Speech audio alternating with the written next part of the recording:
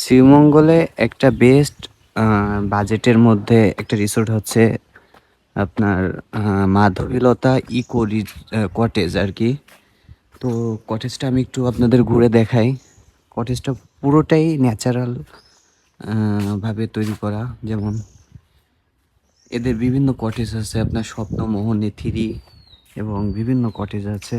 এই সাইডে এদের ওপেন যে গেটটা আর কি, পার্কিং স্পেস, এবং এই সাইড দিয়েও ওদের কিছু রুমে যাওয়া যায়। যেমন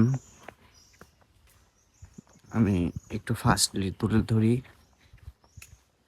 এই সাইডে ওরা বিভিন্ন আনারস এবং বিভিন্ন কিছু চাষ করছে। ওই যে দেখেন আনারস, ওইখানে আনারস লাগাইছে আর কি। এই সাইড দিয়ে বিভিন্ন রুম,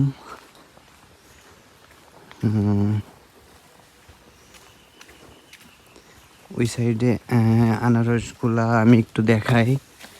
এই হচ্ছে আনারস গাছগুলা, কিন্তু এখনো আনারস হয়নি। অনেক আনারস গাছ, উপরে বসা যাবে কিন্তু অনেক রোদ, যার কারণে উঠবো না। এই সাইডে ওদের সুইমিং স্পেস এবং বিভিন্ন কটেজ এই সাইডে ওদের আছে। যেমন আমি একটু ফাস্ট যাই, ভিডিও লং করব না। এই সাইডে ওদের অনেক বেশি আনারস